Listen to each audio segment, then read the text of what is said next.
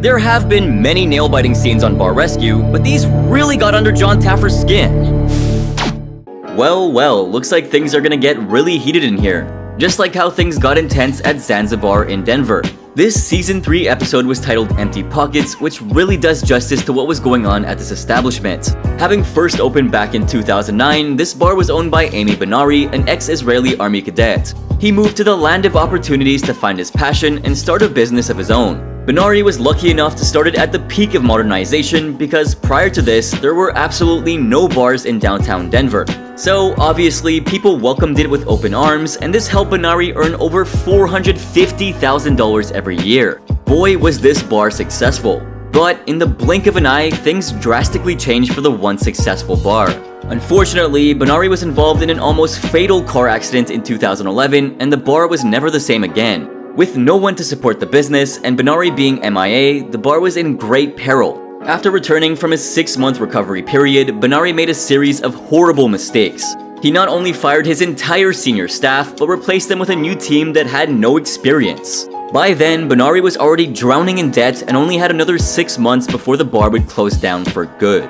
That's when Taffer, along with Jenny Costa, a renowned bartender, and chef Brian Duffy headed to Denver to save the bar. When Taffer was watching the surveillance footage, he was left in utter shock. Benari was pouring out free drinks for everyone and had the audacity to ask his manager if they were making money. I guess now we know why the bar was going under. But Benari didn't stop at one, he went on to open 3 full bottles and gave them away for free. Okay, ladies and gentlemen, free champagne! From overpoured drinks to overly drunk patrons to even a disgusting kitchen, this bar was a true candidate for the show. After his recon, Taffer immediately took action and shut the business down.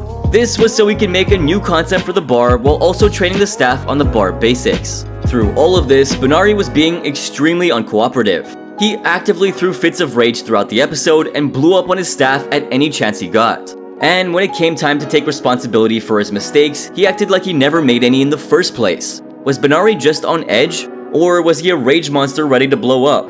This is my business. You will have to consult with me. My philosophy is just as good. Whatever the case, he was delusional. After the experts trained the staff, the bar was ready for the soft opening. But things were looking really grim since the bar couldn't even handle the heat of the stress test. Even with the kitchen being able to make food at a good pace, the orders weren't reaching the table due to a shortage of kitchen staff. This poor guy has to cook the food, run the food to the tables, bust the plates back in, and wash glassware. Despite the situation, Benari was entertaining his customers by doing this. Close your hand and prevent me from taking the corn. Needless to say, the soft opening went sideways, and Taffer was very angry about it. Even with Chef Duffy working in the kitchen, things went completely south and everyone was sent into chaos. They should have said something before. I cannot be everywhere. Step aside. Go back. I'll take care of it. Benari's ignorance was now getting to Chef Duffy, who also lost his cool. Duffy screamed at Benari, telling him that he was the cause of the chaos and that the bar's failure was because of him. The argument got so heated that Benari simply walked out on Duffy. You have no idea what you're doing! Don't talk to me, I'm busy! You've got to be kidding me! Following this incident, Taffer went up to the main bar and called off the soft opening. Taffer took a stand and asked the patrons if they thought the place was a mess, to which the crowd responded with a resounding yes. Taffer even went as far as to call out Benari's irresponsibility. If you think I'm gonna lay down and take it, you are 100% mistaken. Talk about a rude showdown. Soon after, Taffer gathered both the staff and Benari for a meeting. This is when Taffer broke into a fit of rage and Benari became the butt of Taffer's insults. Obviously, the man wasn't pleased by any of this. As the meeting pushed on, Benari expressed his displeasure about Taffer's insults, but the famous rescuer could care less. Taffer stuck to his opinion of Benari being an utter disgrace to the bar industry and refused to acknowledge that the man was a good bar owner. This argument continued to boil until both Benari and Taffer were sizzling with rage. Things were looking like they were gonna turn ugly, and very soon. And it was only a third fault. Who was in charge of the kitchen tonight? He and you. Mr. Fat Boy. With Taffer and Benari at each other's throats, the staff and crew were caught in the crossfire of it all. Benari finally took a shot at Chef Duffy by calling him this. I have never in my entire Go back to career. your boss. Fat Boy. This is where things really started to go downhill. Duffy snapped at Benari, who refused to back down at any cost. Taffer was so incredibly done with Benari's antics, and that's when, bam. You disrespectful son of a bitch! How Don't dare touch you! me. You Don't touch me! Things had progressed so far that Taffer and Benari had pulled their fists out. Thankfully, in the end, the fight was stopped by a bouncer on the scene. Taffer did leave the bar since he didn't want to instigate the fight any further. That guy is one of the biggest I've ever met. Good night. Talk about an eruption of rage. Gosh, none of us saw that coming. But this next bar had a bartender who couldn't handle the bar and manhandled Taffer. We're now heading over to a bar in Southfield, Michigan called Jazz Cats. The first thing Taffer decided to do was recon the bar and see how smoothly or badly it was functioning. This time around, Taffer was joined by Grammy and Emmy Award-winning jazz bassist Robert Hurst. As Taffer watched the unraveling of events from his car, one particular bartender, Austin, caught the attention of everyone with his actions. When a bar patron complained about not receiving his drink for the last 45 minutes, Austin did something appalling. Bro, because first of all, I'm not a kid.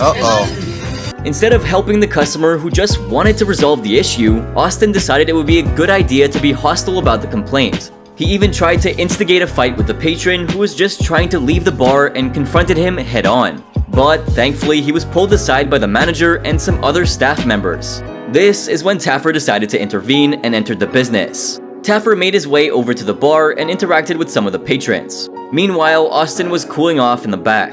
That's when Taffer called out to him so he could have a talk with him. As Taffer tried to confront him about his foul behavior, Austin refused to listen to his advice and started talking back to Taffer. Austin was so riled up that he totally lost his cool. This guy was just asking for a fight. Do you always have an attitude like this? Like what? As the two continued to argue, all of the customers already had their phones out, recording the whole confrontation. This wasn't a good thing for a bar that was close to shutting down. When Taffer deemed Austin to be the cause for the bar's demise, this guy just couldn't take it anymore. Austin began to get really pissed by the situation. With the argument pushing on, Taffer and Austin eventually got in each other's faces, and it looked like things were gonna head south. Austin was on his last leg when Taffer called him a piece of shit. Hey, get the I ain't no mother kid. Got money in my pockets, you mother. You're hurting the owner of this bar! This is when Austin tried to shove Taffer and essentially tried to fight him. It took 3 staff members to pull him aside and keep him from attacking Taffer. If you thought that was a close call, wait till you see what happened in Lakewood, Colorado. Summit House Grill and Tap was owned by Josh and Alexia Lubliner, who opened it back in 2014. The bar was Josh's dream, and his supportive wife went along with it. At first, the bar was successful and made a decent income. But Josh, who was forced to take a more active role in the bar, had started to develop a habit of drinking to stay stress-free. He's just sitting back, drinking, making a fool of himself, making a fool of this place. As a result, the bar really started to deteriorate to the point that he had to be babysat by his manager. With all of these problems present, Taffer was there to resolve the issue and bring back the bar to its glory days. For recon, Taffer was joined by Alexia to see what a typical day at the bar was like. Josh was seen drinking heavily and getting physically and verbally abusive with his staff. Taffer, who was watching all of this, was extremely disappointed. And you know what else is disappointing? The fact that you probably haven't dropped a like yet and subscribed to our channel. Guys, we put our all into these videos, so it wouldn't hurt to click a few buttons, right? Plus, it's completely free to do so why not just do it? Now that we have that out of the way, let's get back into this fantastic video. After watching for a while longer, Taffer decided to confront Lubliner and headed into the bar where he thoroughly chewed out the owner. What Taffer did next was totally unexpected. You've been embarrassing her all night, leaning in on these girls. To actually blame your failure on her? Was this the end of the showdown? Absolutely not, it was only the beginning. As Taffer continued to call out Josh for being a disgrace to his entire family, the entire crowd at the bar stood witness to this. An embarrassing moment indeed. Following the heated abuse that Taffer sent the owner's way, Lubliner was asked to leave the premises. An owner being kicked out of his own bar is as disgraceful as it gets. Since the owner was resisting, a bartender named Travis had to forcefully kick his own boss out of the bar, and a struggle broke out between the two. Well, these were the times that Taffer got involved in a fight. If you thought these moments were bad, things on Bar Rescue can get a lot worse. From staff members dancing on bar counters to bartenders tugging each other's hair, things can get really heated on the show. You can find all of these moments and more right here on our channel. Introducing the next bar owner who was absolutely revolting. In season 4, Taffer visited Ciravello's bar in Long Beach, California, which was owned by Danny Harris. Back in the day, the bar was his favorite hangout, so when it went on the market, he bought it. However, Danny couldn't buy the bar by himself. So he got 3 investors for the bar, Justin and Val Allen, as well as Marcus Rosenthal. They all put in $50,000 each, making them majority owners. As for Danny, he invested $111,000 into the bar, but only owned 40% of it. Now, the 3 investors only put in their money because they loved Danny. They also saw the bar as an opportunity to make some income and, of course, have some fun. Little did Danny know that buying the bar meant giving his full commitment. Danny thought that owning a bar just meant handing out good food and drinks. Well, he forgot about the maintenance part of it. Soon enough, the bar was in dire need of repairs, but Danny didn't have enough money to fix it. We're struggling on money. With time, the clientele started looking for better options in the neighborhood. Because, well, who likes a shabby bar anyway? A few months in, the situation was looking very grim. At the time of filming, the bar was $375,000 in debt and was consistently losing $12,000 to $15,000 a month. And trust me, that's no joke. The bar had 4 months left before they would have to forcibly close down, so Danny reached out to Taffer for some help. In this episode, Taffer brought in his expert chef Brendan Collins and mixologist Lisa Marie Joyce to help rescue the bar. But before they made an appearance, Taffer's wife Nicole and her friend Ashley went undercover. They would give Taffer some much needed insight about the service. Once seated at the counter, Nicole ordered a whiskey sour and Ashley got an old fashioned. When they received their drinks, both drinks looked disgusting. And when the ladies made the other bartender remake their drinks, whatever they were served was still awful. One bartender made a drink. Literally 5 minutes later, another bartender remade the drinks and they looked completely different. Nicole also ordered everything from the menu to find out how good the food was. However, the meals they received were as terrible as the drinks. Each and every dish was so full of grease that it made the entire dish slimy. At this point, Taffer had seen enough and decided to confront the owner.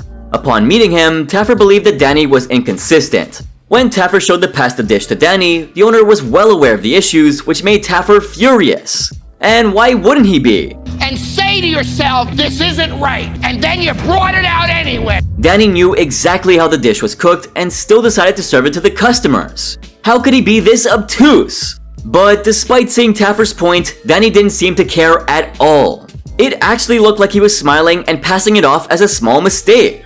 Taffer, however, was disappointed. He did send in his wife after all, and this is how she was being treated. It was Danny's duty to fix these problems, but he was very much a part of them. Even though Justin, Val, and Marcus owned 60% of the business, they were just remote investors. On site, it was only Danny who screwed up the business. Taffer was baffled why the investors, who owned a majority of the business, never did something about it. And when he questioned them, none of them had a word to say. You guys own 60% of this business. You control it. Already fed up with the situation, Taffer suggested that the owners consider doing a hostile takeover. But soon after, Danny laughed off the suggestion as if it were a joke.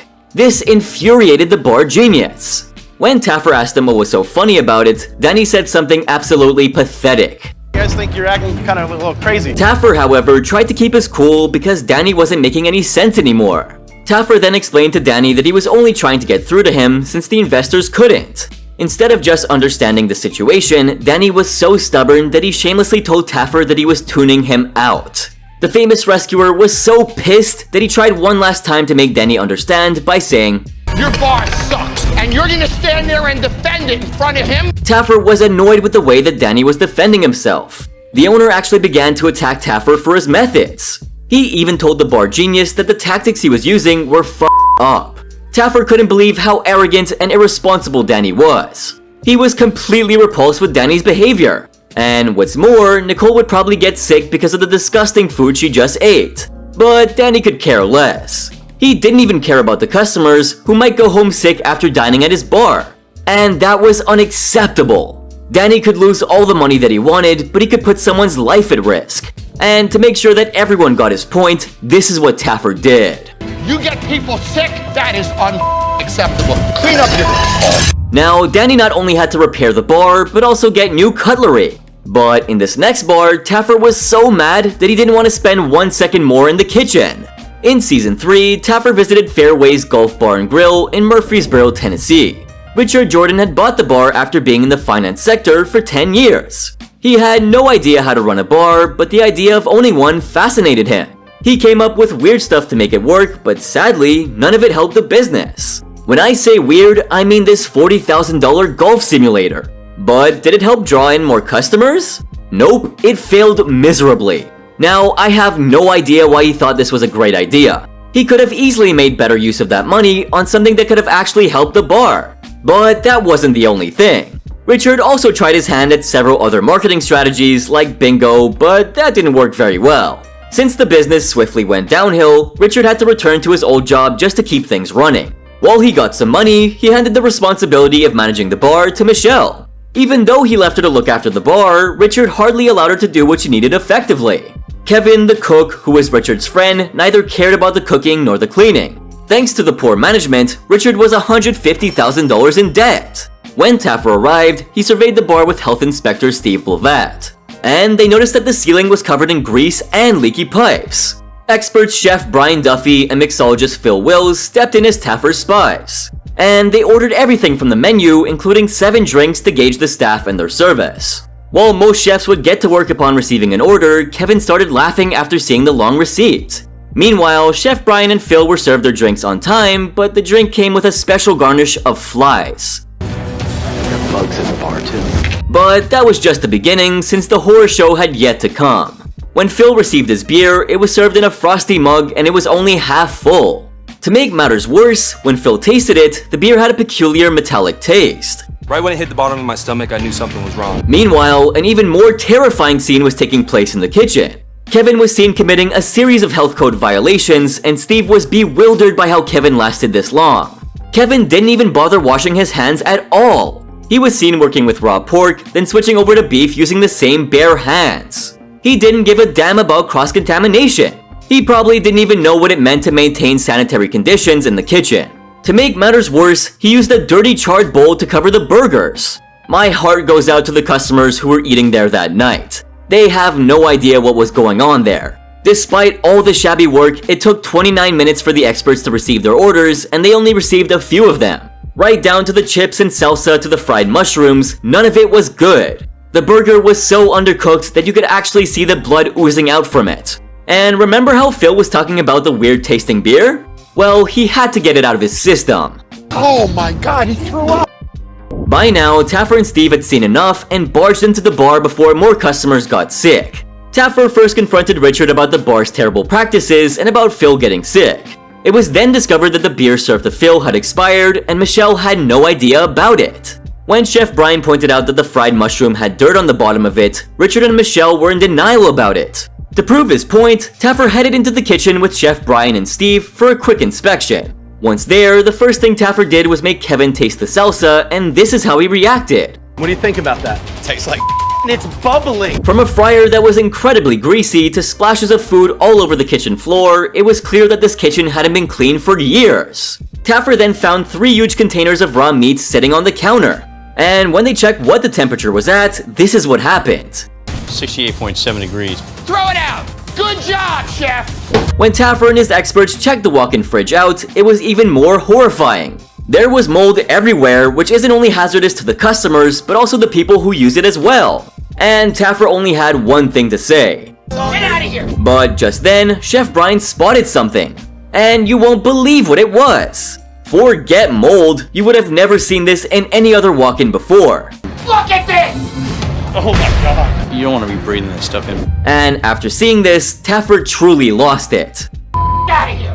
Get the out of here! This is unbelievable! Wait, didn't the experts order fried mushrooms earlier? I really hope Kevin didn't use these. If you thought that this was Taffer's craziest outburst, then wait till you see this next one where words made no difference, so Taffer had to use his fists. In Season 3, Taffer visited Zanzibar in Denver, Colorado. Owned by Amy Benari, this bar was opened in 2009. Amy immigrated to Denver, Colorado after completing his service in the Israeli army. The bar became quite famous since it was one of the first bars in downtown Denver. Zanzibar initially made around $38,000 a month, but in 2011, after a near-fatal car accident, Amy stayed away from the bar. The lack of supervision enabled the staff to misbehave with the customers, which led to the eventual decline of the bar. At the time of filming, Amy returned to the bar 6 months prior and fired the entire old staff. He then hired new ones in hopes of bringing back the customers. But as Eleanor Roosevelt said, true hospitality consists of giving the best of yourself to your guests. And the old staff of Zanzibar failed to give this necessary hospitality, causing lasting damage. Amy lost $2,000 to $3,000 a month and was close to losing the business after 6 months.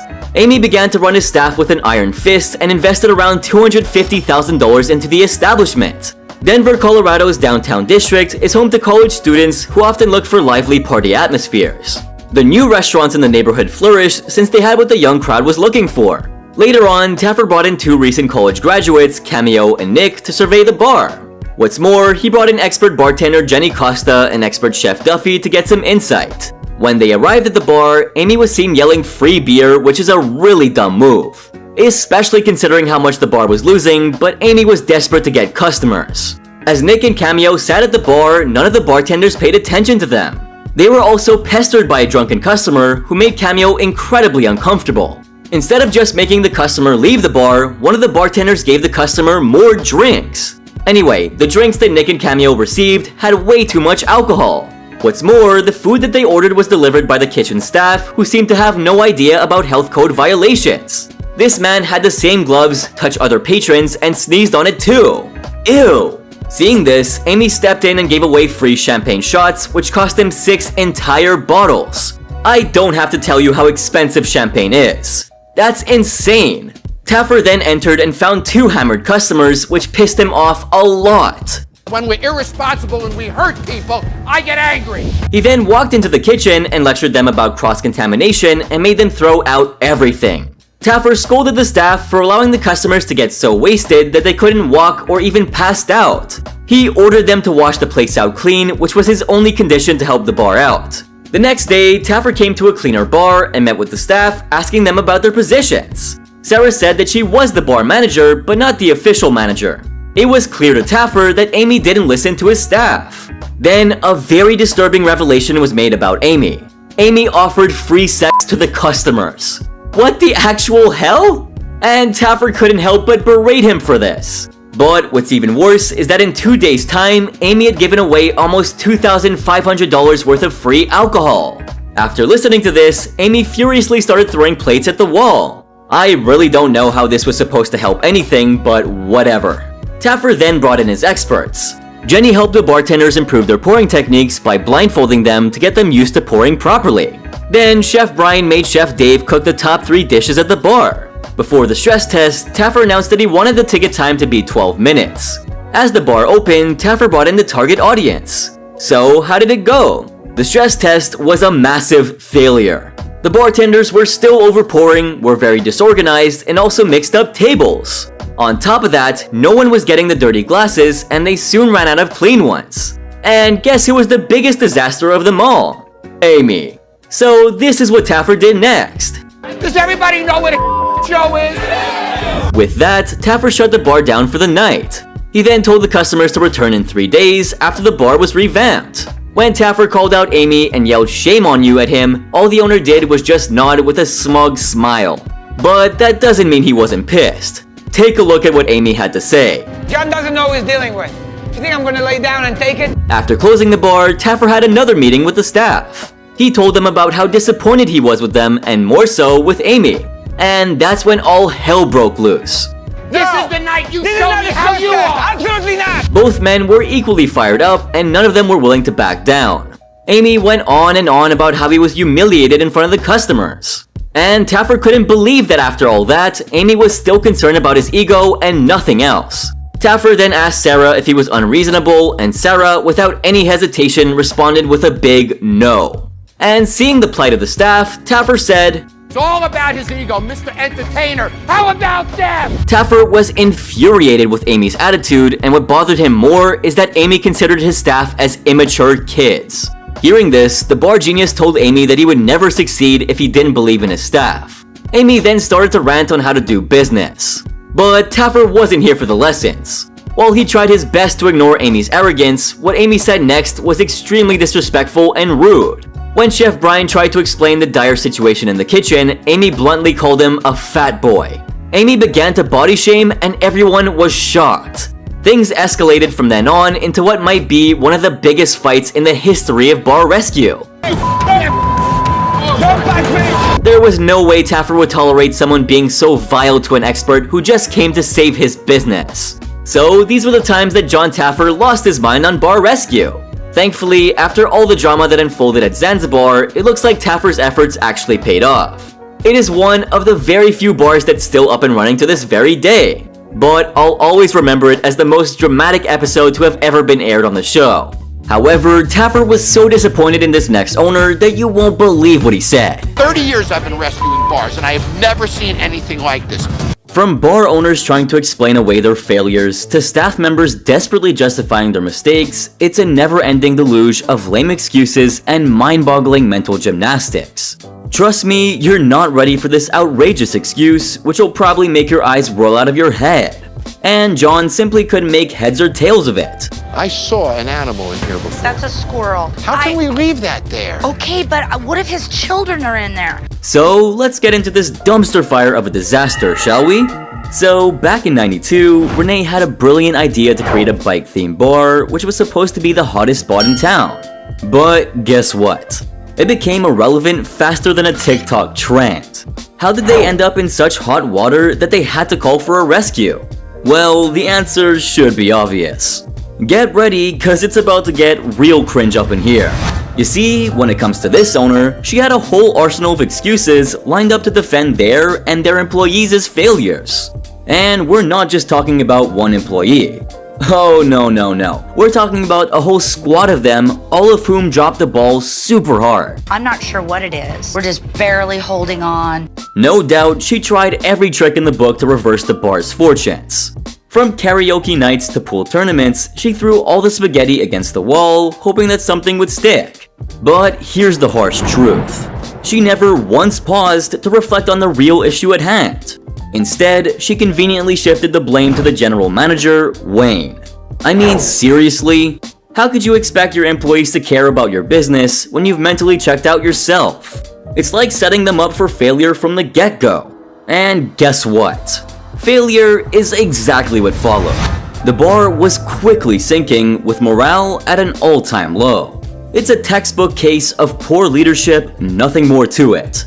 Well, it's about time I quickly hopped into the issue here. Deborah, who was here to help them with hospitality, was pissed at them, and for good reason. They're leaving their sections, going outside for cigarettes, which is biggest pet peeve of all. She definitely wasn't wrong. All she wanted to do was help, but I guess they were used to taking the bar for granted and couldn't follow simple instructions. This eventually led to a huge fight between Renee and Brittany. However, Brittany here, the waitress, was not okay with following orders. She said that she was asked to converse with the customers. What she forgot was that she was supposed to have a conversation in her area. I mean, talk about not paying attention to important details. You conversate with the customers in your area. It's not that difficult. But hey, how did Renee feel about such disrespect and talking back like that when all she wanted to do was just help out? She's trying to help you. You're staring at her like, what are you gonna do, take her out? Brittany was such a menace. I mean, you don't even want that drama right now. She shouted and screamed from the rooftops that her paychecks were being bounced. She had been working there for free, and above all this, she wasn't hiding her rage in front of the guests. And that's just not the impression you would want for your bar, right? I mean, employees screaming and fighting with the owner? Not a good look, man. And when Jon confronted Renee that this wasn't the kind of drama she should be keeping around, her response was so fucking lame. Guys, you'll just have to hear it to believe it. Oh, there's drama here every night. Well, that's wrong. I mean, Renee, come on, what the hell were you thinking when you said that? And talking back to Jon as well? The man was here to help you out, and you told him something as hideous as that? How in the world could you pass it off as something that happens regularly? Honestly, that's nothing compared to what happened at this next bar. When our main man Jon Taffer ventured into O-Face Bar, located in Council Bluffs Island, Iowa, he was in quite for an unpleasant shock.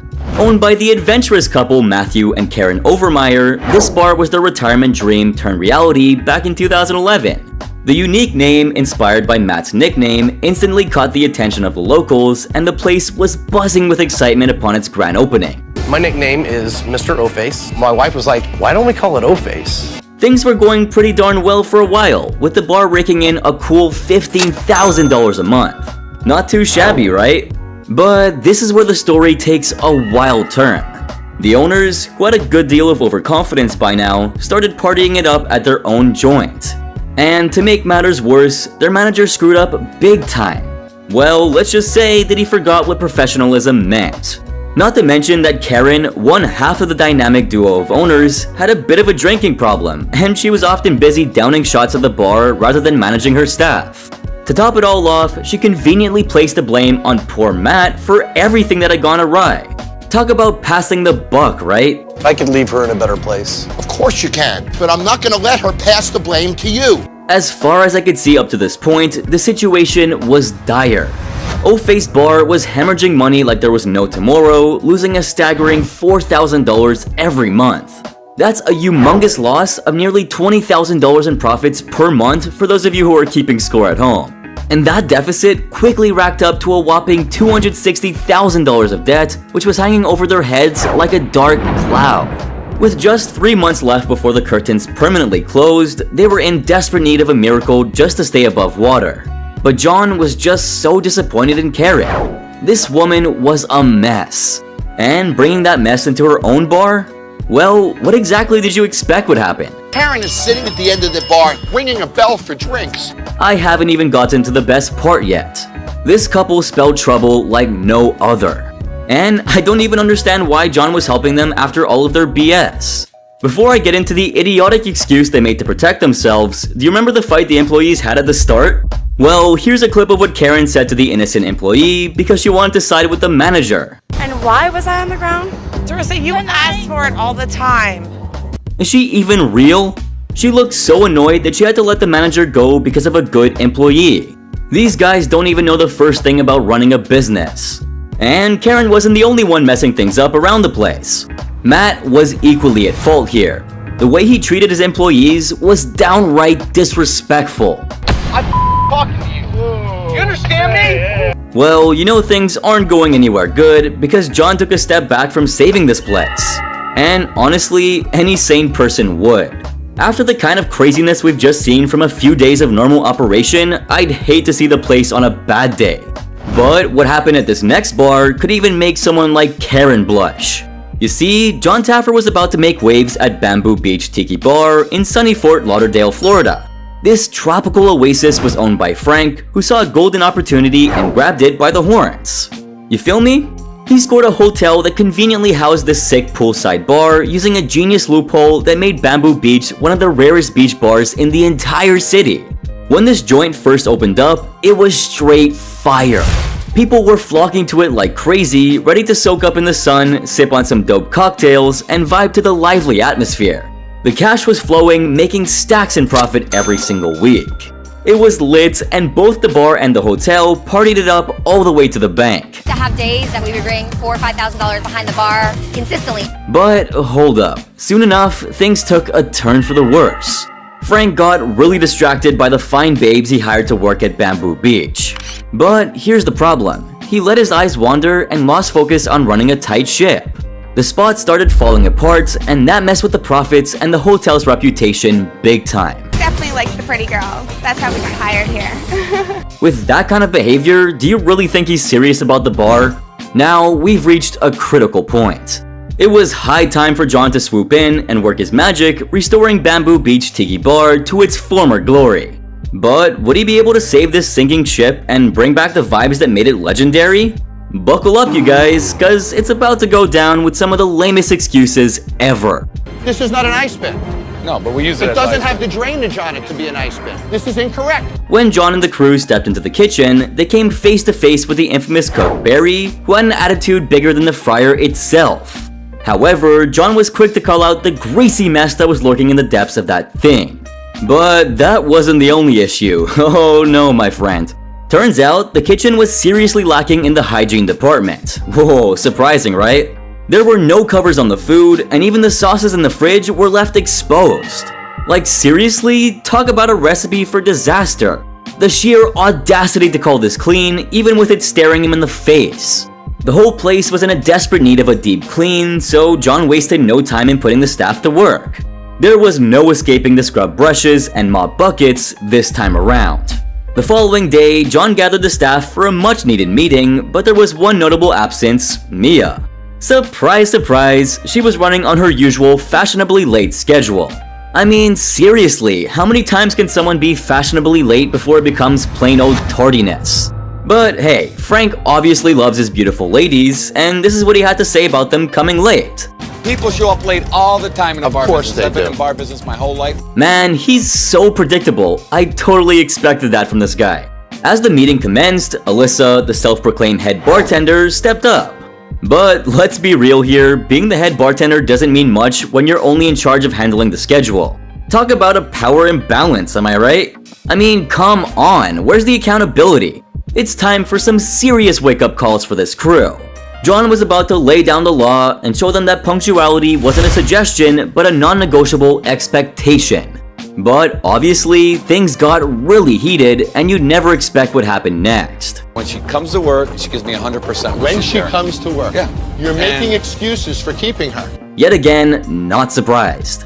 All in all, Frank really needed to take charge of his business because the pretty ladies won't be around all the time, especially when he's filing for bankruptcy. Well, another bar, another excuse. This time, it's Freaky Tiki in sunny Clearwater, Florida. If I didn't know any better, I'd say we're going for a tiki bar hat trick here. Freaky Tiki was the brainchild of Frank Theriault, who took the plunge and became the proud owner of the joint back in 2008. But he didn't embark on this wild adventure alone. His friend Sean Trimp hopped on board and invested in the bar, scoring himself a sweet 2.5 stake in the business. Talk about a tag team. Me and Frank, we used to work at a nightclub together. Sean and I thought we could do it better. To kickstart their journey, Frank and Sean managed to secure a whopping $500,000 in loans, and boy did their hard work pay off. In their 5th year, they raked in a jaw-dropping $1 million. Damn, trust me, the party was poppin' and the cash was flowing. With their growing success, the owners decided to bring in their buddy Woody to manage the joint. Little did they know that their once promising venture would soon take a turn for the worse. You hear that? Everything was going positively. Emphasis on the past tense. As the good times rolled, Frank and Sean found themselves getting a little too comfortable, if you catch my drift. The bar became their playground, and they joined in on the party like there was no tomorrow. But quite expectedly, their newfound work-life balance was anything but professional. From excessive drinking to comping bills left and right, their behavior veered way off course, endangering the very foundation of their business. You're drinking that beer and not paying for it, we're losing the $3 that we should be making on it. It was time for Jon Taffer to step in, lay down the law, and bring Freaky Tiki back from the brink. Now, mind you, we're about to dive into this chaotic world where things have gone from lit to straight up dumpster fire. It's safe to say that this bar became a hot mess. The toilets and drains were straight up revolting, spewing out sewage right into the bar. Yeah, you heard me right, literal poop party. The customers were like, no thanks, we're out of here. It's no wonder they left in droves. All 3 toilets overflow and make a river out the door. And don't even get me started on their financial situation. Ugh, that was a total train wreck. Freaky Tiki was bleeding cash, losing a mind-blowing $6,500 every single month. And let's not forget the mind-boggling debt. I mean, $500,000 in the hole is definitely not chump change. It was like they swiped their credit cards and never looked back. I maxed out credit cards and lost my savings. What would hurt the most is my family be in trouble. Jon Taffer and his crew were gonna work their magic and help turn this disaster around. But would they be able to make Freaky Tiki the hottest hangout spot again? Well, it wouldn't be easy. Woody took it way too far and fought with Jon, trying to explain how he was doing all that he was asked to. Honestly, if you hear what people had to say about the food, you'd think the manager should at least check up on it. Because the cook clearly didn't bother listening to Woody, and that led him to be the wrong guy here. And what did he do? He held the owner accountable for it. Man, the excuses never end. No excuses, Woody, because I will hold your ass accountable. Am I clear? Rightly said. He needed to hear that loud and clear so he could do better. But hey, as long as they're doing their jobs right and given proper training, at the end of the day, all is well. With that, let's now head straight to Brian's Ice House in Katy, Texas. The owner, Jeff Simon, took a leap of faith to chase his bar-owning dreams back in 2012. He ditched his boring accounting gig at the family practice and went all in, investing a whopping $1.1 million to own this notorious biker bar. But here's the deal. Despite Jeff's efforts to clean up the place, he made one major mistake. He didn't bother changing the name. And let me tell you, that bad rep was sticking like gum to a shoe.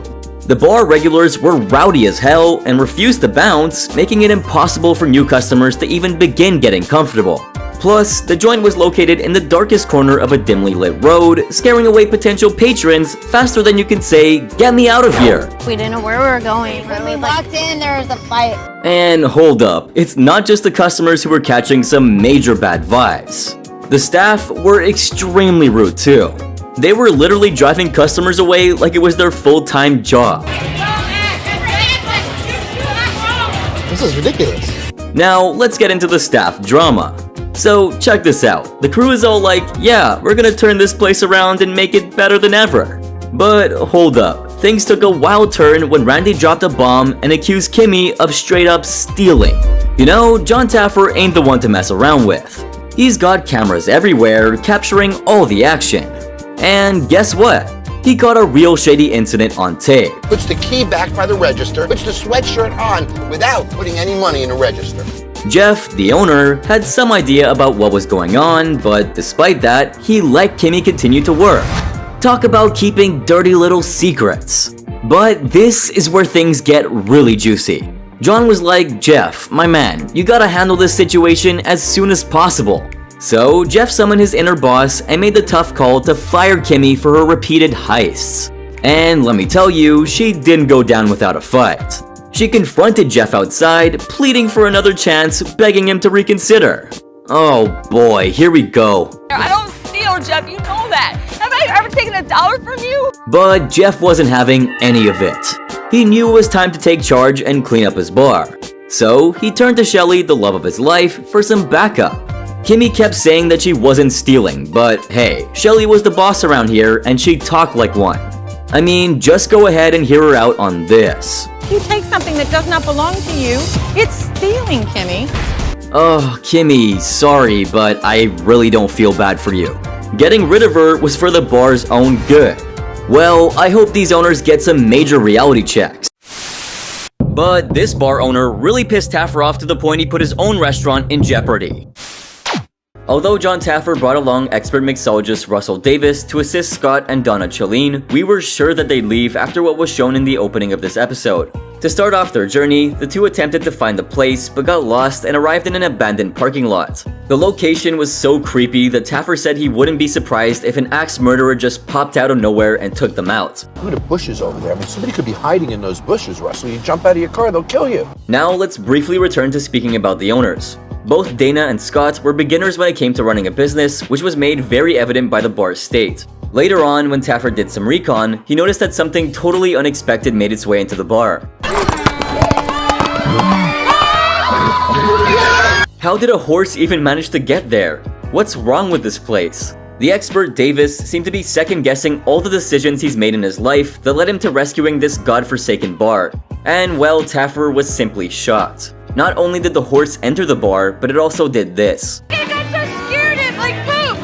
Oh, he crapped on the floor! Meanwhile, Donna seemed to be having the best time of her life. The couple, who were busy drinking their profits away, needed to be stopped soon. Somehow, Donna was incapable of seeing the seriousness of this situation. In fact, she deemed what was going on to be hilarious. While Taffer was fuming about the fact that they had a horse in their bar, Donna was seen celebrating. Considering the fact that the horse took a deuce on the floor, Taffer's patience hit its breaking point. He had never seen anything like this before, but he did come to a conclusion. Either these people are morons, or they're so drunk they don't get it. He said that it was the worst thing he's ever seen in his career.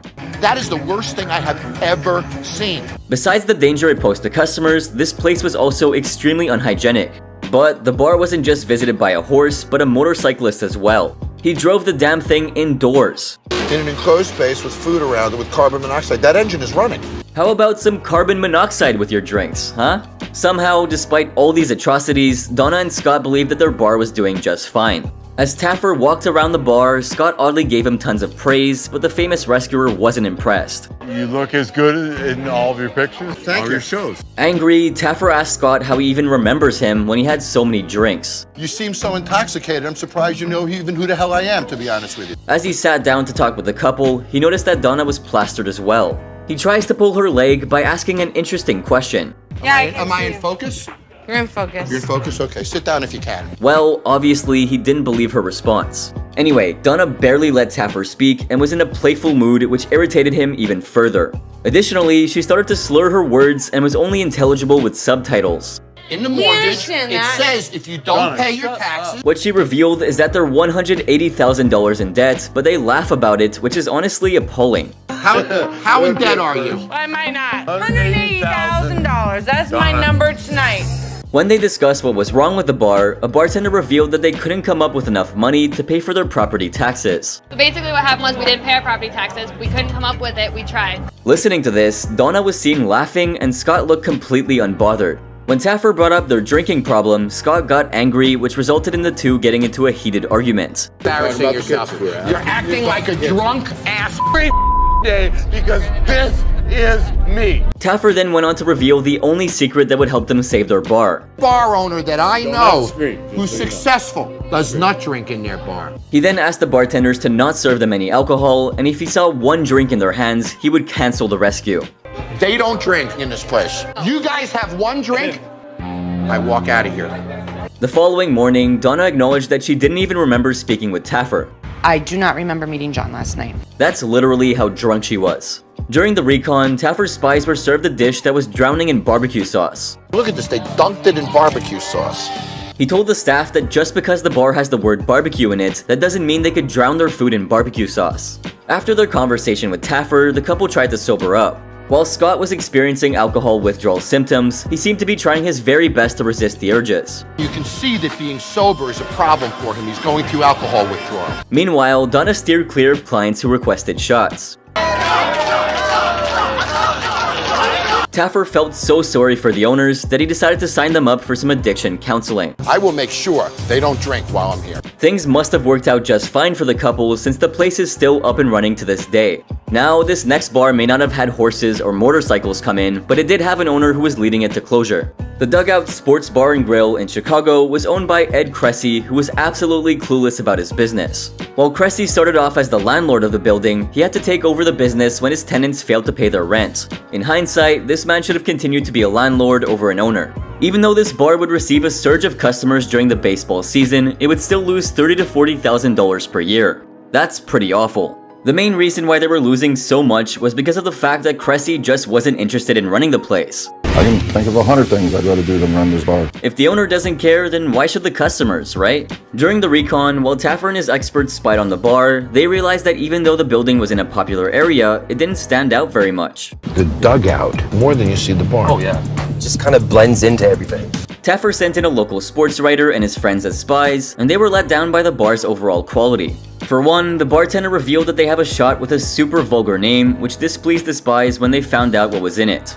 Wondering what this was? Hear it from the bartender yourselves. It's made of 4 different types of bourbon, cinnamon, brown sugar, and habanero pepper. You can't serve something like that to a 40-year-old customer, right? What are they thinking? It's like they're mentally still in college. Anyway, later on, when the customers asked for a burger, the bartender revealed that they only serve them on game days. Do you guys not have a burger or anything like that? Only on game days. Isn't that really odd? I mean, how could they not serve a simple burger at a bar? Back in the kitchen, Cressy was seen making a mess of everything. Unfortunately, he threw the standard hygiene protocols out the window. He dug his bare hands into food and had a fryer that was smoking and foaming up to the brim. He's touching raw product. Look at the smoke coming out of the oil. That's the food from the bottom of the fryer. Taffer and his team also noticed that the place was covered in fruit flies, like literally all over the place. Seeing Cressy at work, it was obvious that he didn't know how to handle things at the bar. When the expert mixologist and chef walked in, they found out how disgusting the kitchen really was. Disgusting grease that you're cooking food in. In fact, Cressy was clanking away at the fryer, which was enough to burn the whole kitchen down. Every time you clang that on top of that fryer, and then eventually this place is gonna catch on fire. When they eventually confronted him, Krusty just stood there, absolutely unaffected by the experts' opinions of his bar. This guy was not only clueless, but he was careless. When Taffer revealed the truth behind the kitchen doors to the customers, several of them promised to never come back. Who wants to eat this? However, Krusty showed no concern about their feedback. As Taffer left, Krusty literally showed him the finger, even though Taffer was just there to help. Okay, this guy is insanely stupid. Soon after, expert chef Ryan Scott forced the staff to discard all the food and shut down the bar. Emily, one of the staff members, revealed that none of them were properly trained and that they didn't have any recipes for the drinks, so they did things their own way. Since there wasn't a food runner, Krusty had to do everything and was visibly confused, even though his staff finally knew what to do. Later on, Taffer and Krusty engaged in a conversation that ended with Krusty quitting. You want to just walk away? Done.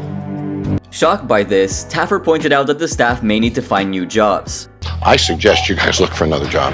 Despite all the drama, the dugout is still somehow open. But this next owner was throwing his mother's legacy away while being nearly $700,000 in debt. If that's not stupid, we don't know what is. The George and Dragon English Pub was a pub in Phoenix that was losing close to $5,000 a week. David Wimberly, the owner, no longer cared about running his bar and everything just seemed to go wrong. After his mother's passing, Wimberly threw in the towel and started drinking excessively and played poker very frequently. Taffer couldn't believe how careless this owner was. But things got even worse when he entered the kitchen. The fryer was leaking and there was grease all over the floor, which was a major fire hazard. Leaking fryer. Look at this stove! Fire hazard! On top of that, the place was dirty, had poor service, and Wimberly was busy hosting poker tournaments instead of managing the bar. Kat, the bartender, revealed that things were falling apart, but she also mentioned this. The kitchen is disgusting. Stools are falling apart. It's a health hazard. Soon after, things got intense in the kitchen when Taffer and Wimberly got into a huge fight. You're not gambling with your money, you're gambling with your mother's legacy. Job! Later on, we see that expert mixologist Phil Wills was shocked by how poorly the bartenders had produced their cocktails when he tested them. What if you were to pour 3/4 of an ounce? 2 seconds.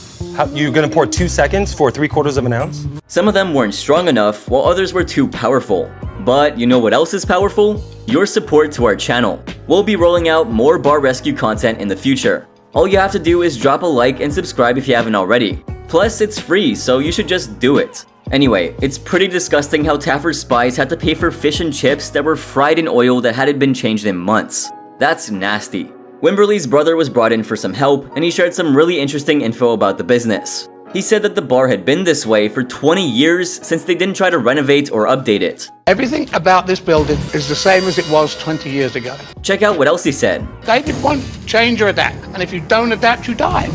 However, Wimberly was way too blind and dumb to prevent his bar from closing down. Even though Taffer did refurbish the bar, he kept the name the same. While a British flag and fresh lettering were added to the exterior, among a new set of chairs, POS systems, and other improvements, the greatest addition had to be the memorial for Wimberly's mother. Taffer hoped that it would at least remind Wimberly of his mother's legacy and put an end to his gambling. Well, it seems like the memorial worked its magic, since today George and Dragon is still open. So, do you know any other insanely stupid owners? Let us know in the comments section down below. Thanks for watching, guys!